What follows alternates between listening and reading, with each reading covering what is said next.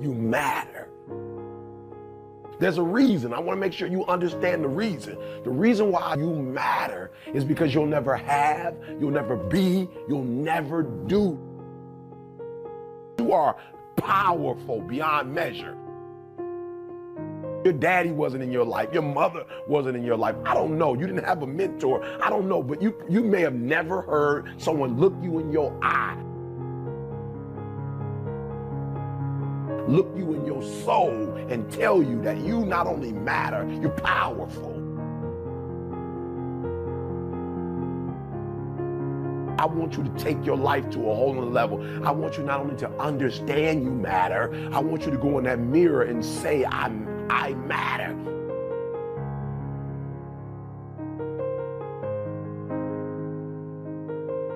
You can't activate life. You can't begin to experience life in the way you want to experience. You can't have it. You can't be it. You can't do it until you activate it.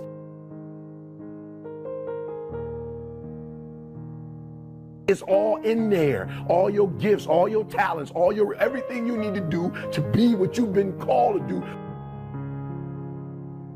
What you've been birthed to do, you can't do until you activate it, until you recognize you matter. You're powerful beyond measure. You will fail at some point in your life. Accept it.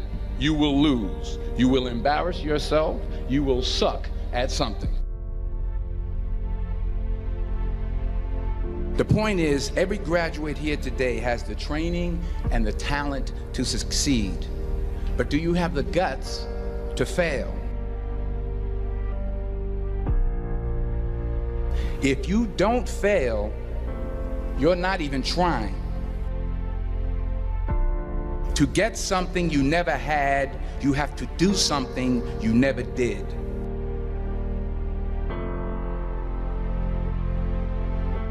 You want to know why most people can never get anywhere in life? Why most people never live, never experience, never build, never do anything worthwhile in life? You know why? Because most people's egos are so inflated and so fragile that they won't allow people to see them be bad at something. You've never done something before. You expect yourself to be awesome at it. You haven't done the work. You haven't put in the time. You haven't put in the study hours. You haven't had the experience, but you expect to be good. And because you expect to be good, but you know you're not going to be good, you don't do anything. I want your dream to be so clear, so vivid, right? That when you wake up in the morning, all you got to do is step in your dream. Only thing that's going to get you up out that bed, the only thing that's going to make you strive past that obstacle, get past that brick wall, and it's coming. The only thing that's going to make you get up and do what you're supposed to do is what you see. When you wake up in the morning, look at your goals going to tell you what time to get up. Your goals going to tell you who you should be hanging out with. People are going to laugh at you. People are going to point at you. People are going to make fun of you. But if you understand that losing and getting laughed at and all these things, and you understand how to use those things to improve and get better, you're going to have the last fucking laugh.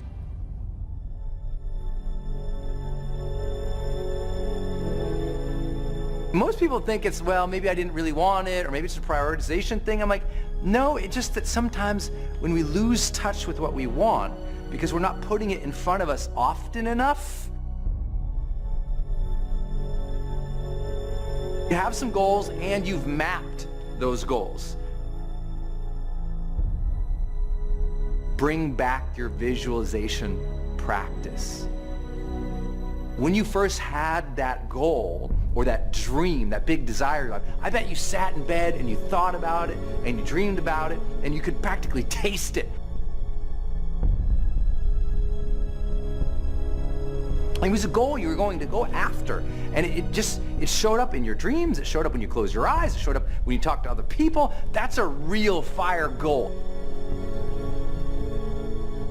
That's where an emotional sort of anchor sets in for making a goal important.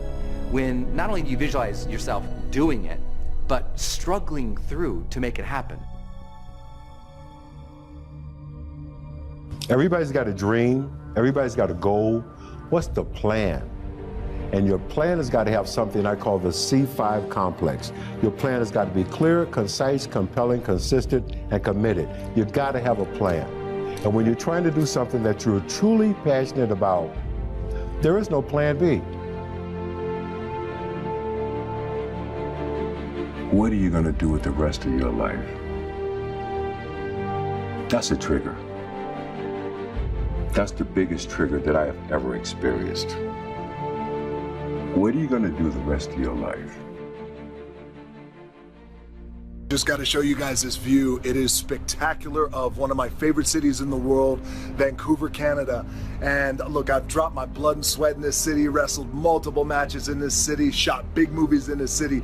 But one thing that a lot of people don't know that I want to share with you guys is when I was 22 years old, I came to this city for the first time. I was playing in the Canadian Football League, playing my first pro football game. I was playing for the Calgary Stampeders. We were playing the BC Lions. I was so excited. 2 days later, I got cut. The dream shattered, sent home with $7 in my pocket. I was like, wait, no, I gotta play in the NFL eventually. Those are my big goals, that's my dream. You realize that playing in the NFL was the best thing that never happened because it got me here. So my point is, look, you're gonna get your ass kicked, we're gonna get the shit kicked out of us. You gotta get up, you gotta have faith that the one thing you wanted to happen oftentimes is the best thing that never happened. So have faith, just keep that in mind and keep plugging away.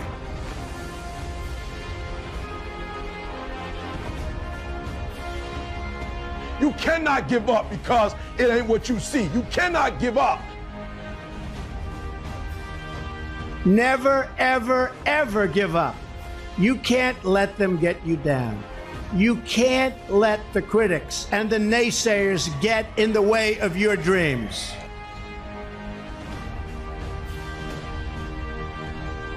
Champions keep going when they don't have anything left in their tank. That's the difference between the greats.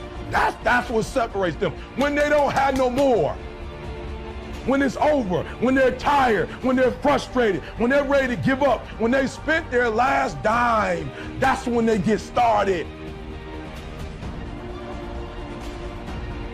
It's when you have nothing left. It's when you depleted all your money, when all your energy gone, when you have nothing left, that's when it's showtime. When you find a way out of no way, when you find breath that you don't have, when you find energy that did not exist.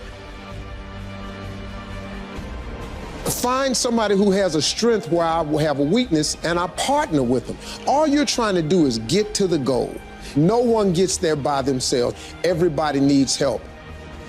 Managing your strengths, knowing what they are, and don't let nobody talk you out of it. Failure means you've now learned another valuable lesson that pushes you one step closer to success. The road to success is always under construction. So just knowing when you strike out on your goal, you're going to have to get ready for flexibility because there's going to be detours, pitfalls, stop signs, men working, delays, detours going around. That has to be expected.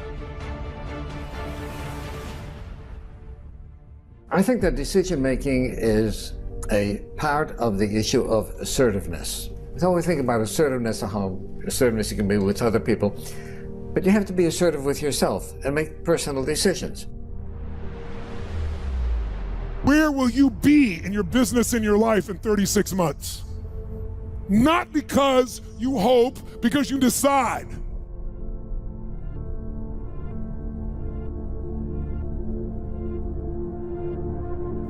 Everyone in this room knows how to create. You're not a manager of your life, you're a creator of your life, or you wouldn't be in this room.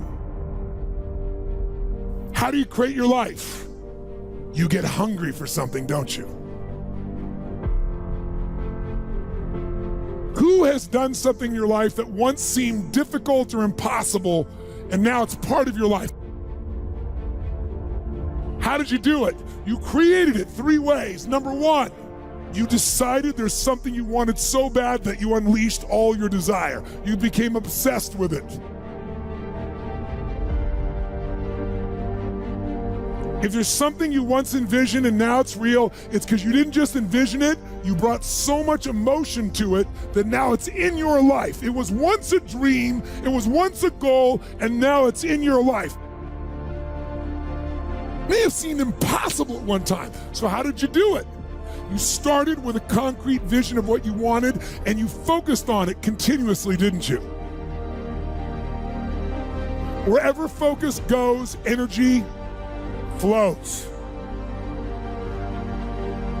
You envisioned something, you got clear about it, and then you started thinking about all the reasons why you wanted it. You got excited about it. Said, this is what's next for me now. Decision making is the power. Now, there's 3 decisions you're making every moment of your life and of your business. But the first decision you're making every moment of your life that affects your life and business is what are you going to focus on? Because whatever you focus on, you're going to feel.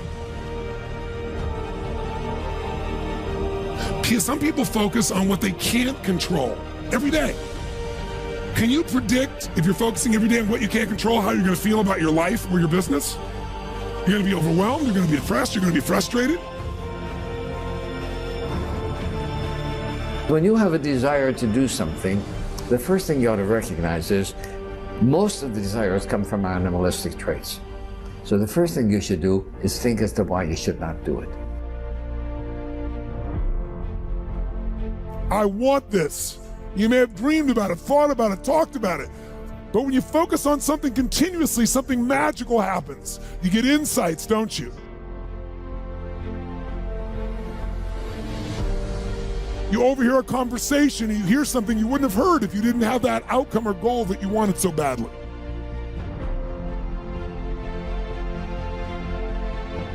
Decision making is the force that shapes destiny, personal, corporate, business destiny.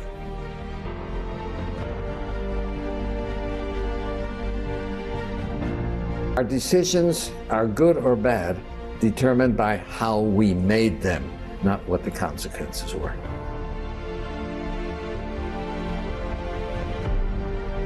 How many of you can think of decisions that you made years ago, 1 or 2 decisions, 5, 10, 15 years ago, that decision, you may not have realized it at the time, but that decision was one of the most important decisions of your life. You've made a different decision there, you've gone a different direction, your life would be completely different today. Some people make a decision and then they focus on the decision about how it didn't work out versus what they learned. Most people don't have the guts to make the tough decisions because they want to make the right decision, so they make no decision. And that's a decision. Take a drink with your friends and somebody says, yeah, we should go skydiving tomorrow. And you go, yeah, we'll go skydiving tomorrow. Yeah, yeah. And you go, yeah. And everybody goes, yeah. So then that night you're laying in your bed and you just keep, and you're terrified. You keep imagining over and over again jumping out of an airplane and you can't figure out why you would do that. And you're laying there and you have the worst night's sleep of your life. You wake up the next day and you go, down and you say where you were going to meet and everybody's there. So you get in the van and you don't know that your friends had the same night that you had because they're pretending like they didn't. They're like, yeah, man, my uncle's a Navy SEAL and this is going to be great. I've been looking forward to this. And you're like, oh my God. And your stomach is terrible. You can't eat and everything, but you don't want to be the only punk who doesn't jump out of this airplane. So you get there and then you have this safety brief. And you're standing there and the guys will tell you, well, if the chute doesn't open, what's going to happen is well, why the hell, what could happen? So you fly and you go up to 14,000 feet and you notice there's a light. It's red and it's yellow and green, right? So right now the light's red. So then you start thinking at some point the light's going to go green because you don't know what's going to happen, right? And you wait and it goes yellow. And the light goes green, and somebody opens the door, and in that moment you realize you've never been in a freaking airplane with the door open. And you go, and the guy walks you up to the end of the thing, and you're standing, and your toes are on the edge, and you're looking out down to death. And they say, on 3, and they say, 1, 2, and he pushes you on 2 because people grab on 3. And you go,